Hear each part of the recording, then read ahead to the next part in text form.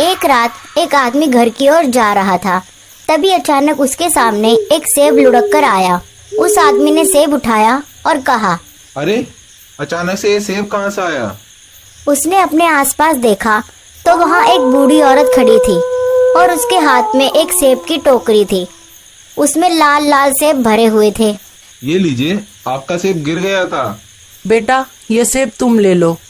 मेरा टोकरा सेब से भरा हुआ है, ये तुम खा लो। ये कहकर वह बूढ़ी औरत वहाँ से चली गई। मुझे भी बहुत भूख लगी है, मैं इस सेब को खा ही लेता हूँ। और वह आदमी सेब खा लेता है।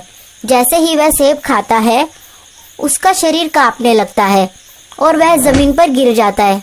तभी वह देखता है कि वो बूढ़ी औरत वहाँ खड़ी है और देखते ही देखते वो बूढ़ी औरत एक भयानक चुड़ैल में बदल जाती है। ये देखकर वह आदमी मर जाता है। सुबह होते ही गांव में हड़कंप मच जाता है। गांव के बीचों बीच एक आदमी की लाश पड़ी थी और उस आदमी की लाश पर एक सेब रखा हुआ था। गांव के लोग लाश के आसपास खड़े होकर देखने लगे। तभी एक बूढ़े आदमी ने उस लाश के ऊपर सेब देखा और कहने लगा, वो वापस आ गई है, वो वापस आ गई है। गांव के एक आदमी ने कहा, अरे काका, कौन वापस आ गई है? बूढ़े आदमी ने कहा, सेब बांटने वाली चुड़ैल वापस आ गई है। यह लाश उसी का सबूत है। यह चुड़ैल रात को गांव में आती है और लोगों को लाल चमचमाते सेब देती है, लेकिन जो भी इन सेबों को खाता है या तो वो मर जाता है या वो पागल हो जाता है। क्या मजाक कर रहे हो काका? लगता है बुढ़ापे में सटिया गए हो। गांव के लोगों ने उस बूढ़े आदमी की बात पर ध्यान नहीं दिया और अपने अपने काम पर चले गए। कुछ दिन बाद धीरे धीरे गांव के बहुत से लोग इसी तरह से मरने लगे और गांव के सभी लोगों को सेब बांटने वाली चुड़ैल की कहानी पर विश्वास होने लगा। गांव के सरपंच ने ऐलान किया कि रात के समय कोई भी अपने घर से बाहर नहीं निकलेगा। गांव के लोग रात होते ही अपने घरों के दरवाजे बंद कर लेते। किसी ने कभी उस चुड़ैल को नहीं देखा, लेकिन उसके दिए सेबों का असर हर कोई जानता था। एक रात गांव में चुड़ैल आती और पूरी रात गांव में घूमने के बाद भी उसे कोई इंसान नहीं दिखता।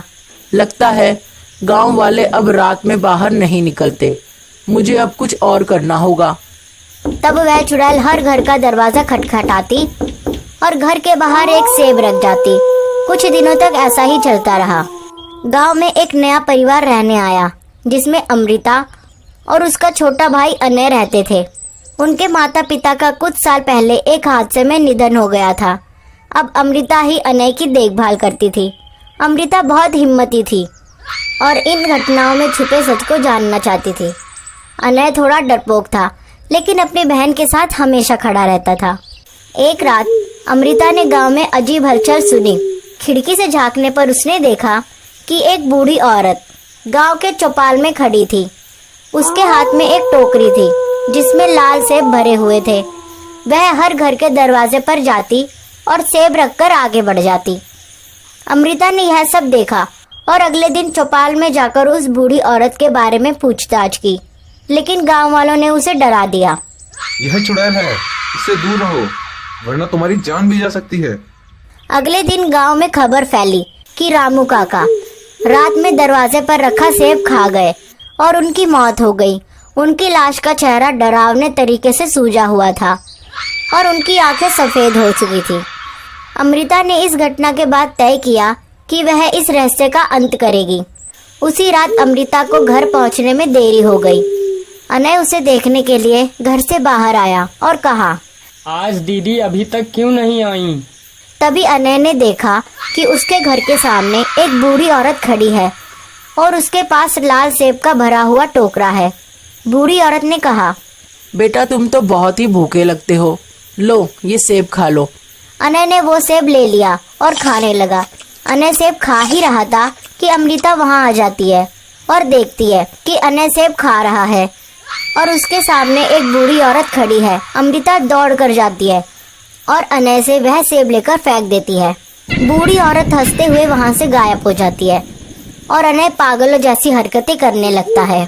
अमृता अनय को अपने साथ लिया और गांव के पंडित जी से मदद मांगी। पंडित जी, हमारी मदद कीजिए, मेरे भाई ने चुड़ैल का दिया हुआ सेब खा लिया है। पंडित ने कुछ मंत्र पढ़े और अनय बेहोश हो गया। पंडित जी ने बताया, तुम्हारा भाई ने सेब खा लिया है। उसे बचाने का एक ही तरीका है कि तुम सावित्री के बाग में जाओ और इस गंगा जल में सावित्री की राख को मिला दो। ये सावित्री कौन है? तब पंडित अमृता को चुड़ैल के बारे में बताते हैं। यह चुड़ैल पहले एक साधारण बूढ़ी औरत थी। उसका नाम सावित्री था। वह एक सेब के बाग में काम किया करती थी। गांव के कुछ लोगों ने लालच में आकर उसके बाग में आग लगा दी, जिसमें वह जलकर मर गई। मरने से पहले उसने श्राप दिया कि जो भी उसके सेब को छुएगा उसकी मौत निश्चित है।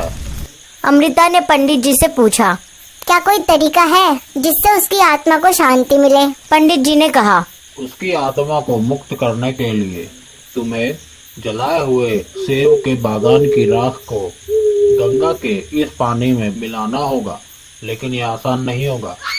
चुड़ैल तुम्हें रोकने की पूरी कोशिश करेगी। अमृता ने तय किया कि वह यह जोखिम उठाएगी। अगली रात अमृता और पंडित जी के दिए गए मंत्रों और राख को लेकर बागान की तरफ आए। जैसे ही वह वहां पहुंचे, ठंडी हवाएं चलने लगी। उन्होंने महसूस किया कि कोई उन्हें देख रहा है। अचानक वह चुड़ैल प्रकट हुई। उसकी आंखें लाल थी और उसकी टोकरी में चमचमाते सेब थे। उसने हंसते हुए कहा, तुम लोग भी मरने आए हो? हम तुम्हारी आत्मा को शांति देने आए हैं। तुमने बहुत सहा है, लेकिन अब यह खत्म होगा। चुड़ैल ने अपनी शक्ति से हवा को और तेज कर दिया।